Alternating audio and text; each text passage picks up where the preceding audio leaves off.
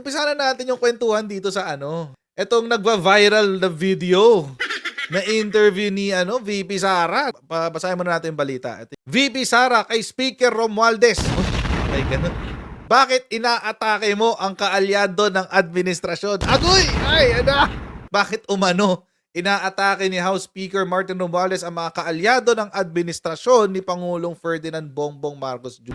Merong parang nagkakaroon ng diskarte itong DBS.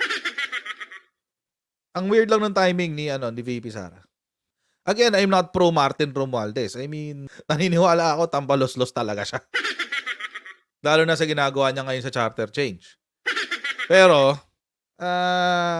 alam nyo, ang problema talaga nitong si VP Sara. Yung mga supporters mo ang problema nyo. Totoo lang.